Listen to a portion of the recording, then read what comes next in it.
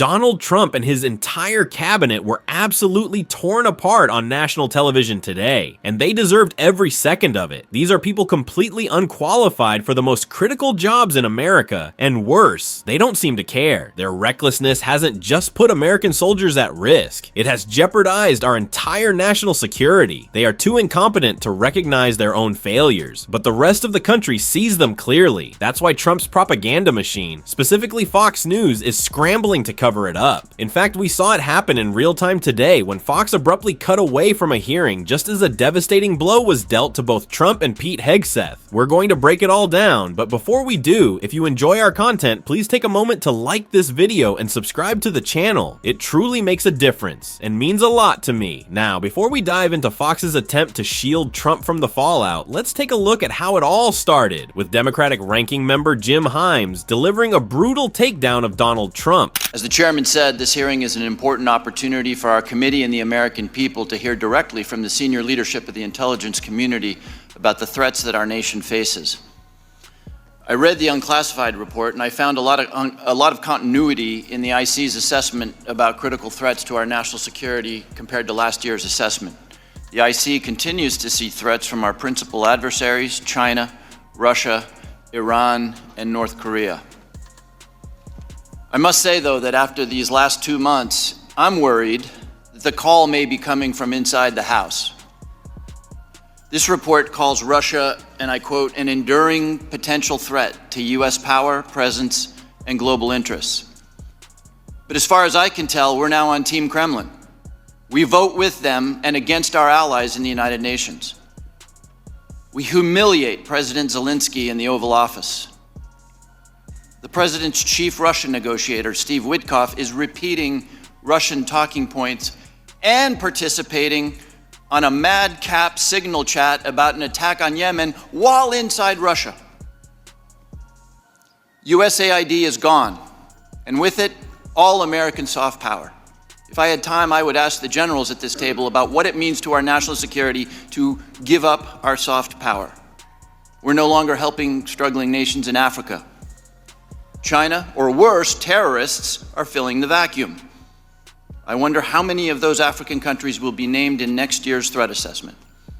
Thanks to DOJ, the men we paid to guard the most vicious ISIS terrorists in the world in Syria walked off the job.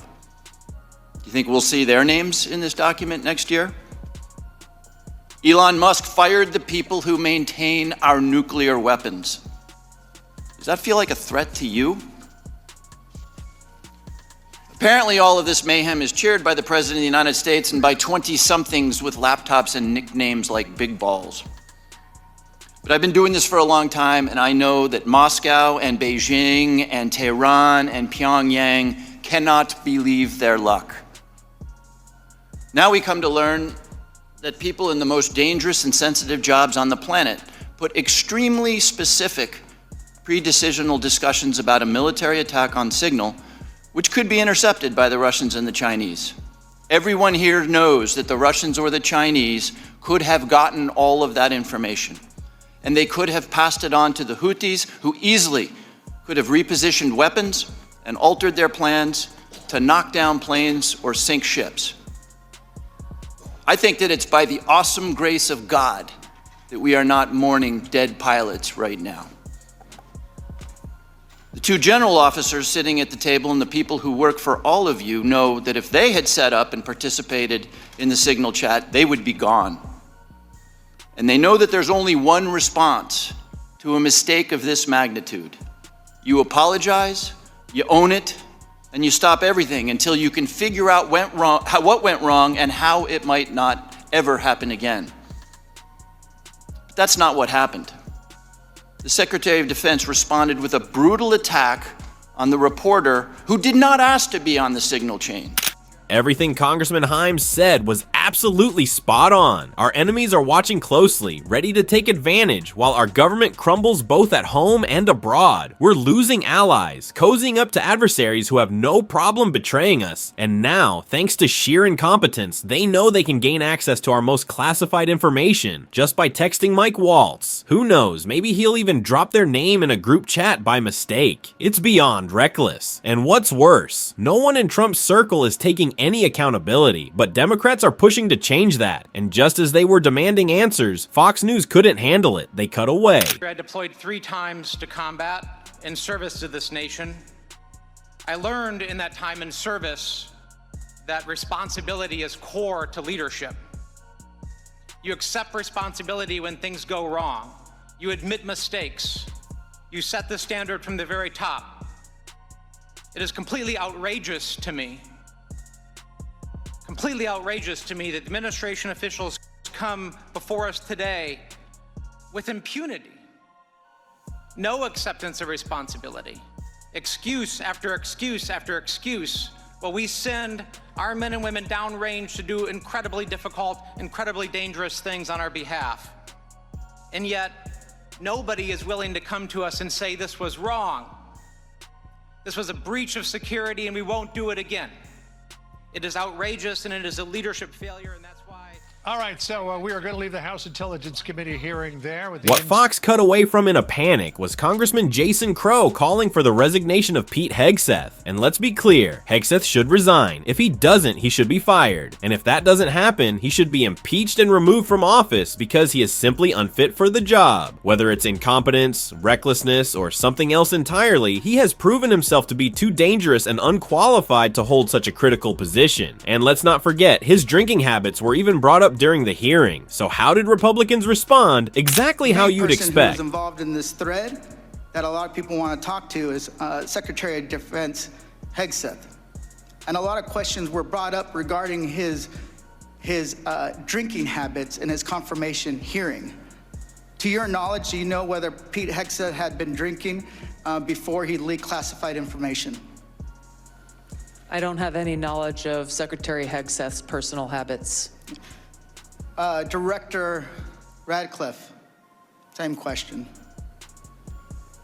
Yes or no? You know, no, I'm going to answer that. I think that's an offensive line of questioning. The answer is no. I find it interesting that you want to. I'm going to answer. You asked me a question. You want an answer? No, listen. You don't want to focus on the good work that the CIA is doing, that the intelligence community. Director, I reclaim my time. Director, I reclaim my time. Here, I have huge respect for the CIA, huge respect for our men and women in uniform. But this was a question that's on the top of minds of every American, right?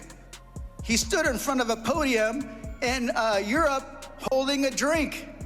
So of course, we want to know if his performance is compromised. If people were asking if the General Austin was compromised because of a heart issue, was his performance compromised because of a successful strike? I yield back, Mr. I bring my you want to know? You want to talk about accepting responsibility? Do you think you should accept responsibility for a successful strike to make Americans safer? You want to focus on? I reclaim my time. So here's the thing. This is serious. As somebody, we've been briefed in this committee about using Signal. One of the things they basically said, the most secure phone call, the least secure text messaging. And we know that your people, Russians, Chinese, are on your phone. Gentleman's time's expired. How is that an inappropriate question? Half the discussion around Pete Hegseth's appointment was about whether he could even do the job. He had to pinky promise that he wouldn't drink on the job, because that was a legitimate concern from the start. And now, as everything collapses around him, it's absolutely fair to ask if he was throwing back a couple of gin and tonics, texting with his buddies, and sending emojis about blowing things up. These are the so-called serious people running our government? No, it's not a ridiculous question. It's the right question. In fact, I'm surprised it hasn't been asked sooner, and the defense from Trump officials, pathetic. I don't know, I'm not that familiar. Yesterday, when Tulsi Gabbard was caught lying, she conveniently couldn't recall anything. So what does that tell us? That Pete was probably doing exactly what we suspect, and the takedown didn't stop there. It kept going in this next clip. In fact, this committee established something called 50 U.S.C. 3235A, and this committee, on a bipartisan, apartisan basis, requires you, the DNI, to swiftly notify Congress and the Intelligence Committee if you're aware of any sort of significant unauthorized disclosure or compromise of classified information, which I would argue this has all of the markings of being that. And so if you, as the DNI, see such a thing anywhere within your organization's purview, you have the obligation to begin an investigation to report back to us on that. Would this seem to qualify to you as something worthy of that investigation?